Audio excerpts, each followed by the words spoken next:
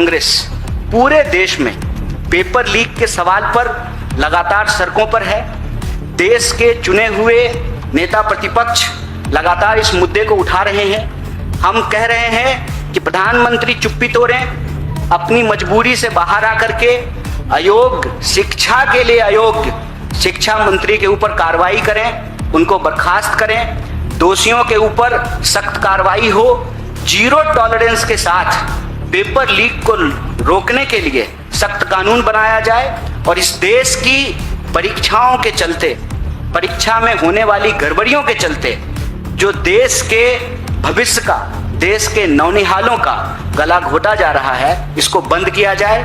और हम सरकार से ये अपील करते हैं, महाराज आप इस देश के युवाओं का आंख फोड़ करके विकसित भारत का चश्मा बेच रहे हैं।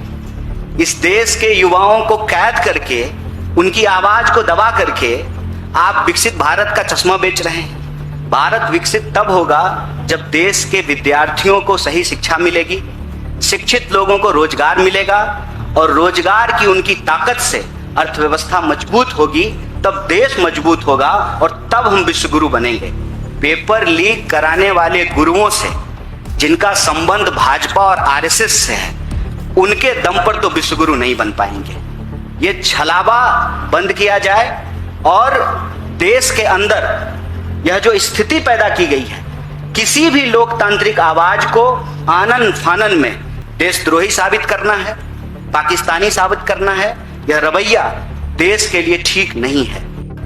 हर परीक्षा, देश की हर महत्वपूर्ण परीक्षा को करवाने की जिम्मेवारी उस एनटीए को दे दिया गया है जिस पर बार बार सवाल उठ रहे हैं। और इसमें कोई दो राय नहीं है कि जो एनटीए के डायरेक्टर हैं, आप उनका बैकग्राउंड चेक करके देख लीजिए।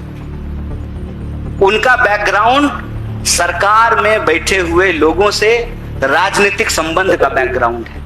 ऐसी क्या मजबूरी है कि ऐसे निदेशकों को राजनीतिक लाभ के लिए अपनी पार्टी, अपने विचारधारा के लोगों को महत्वपूर्ण पदों पर बिठाया जाता है, फिर उस एजेंसी के द्वारा लगातार अयोग्य तरीके से परीक्षा कंडक्ट कराने की असफल कोशिश की जाती है, फिर भी उनके ऊपर कोई कार्रवाई नहीं किया जाता है। देश आज एक गंभीर विषय से गुजर रहा है। ऐसी परिस्थिति में हम देश के विद्यार्थियों और नौजवानों से यह अपील करना चाहते हैं कि सिस्टम की खामी और कमी को आप अपने मत्थे मत मढ़िए।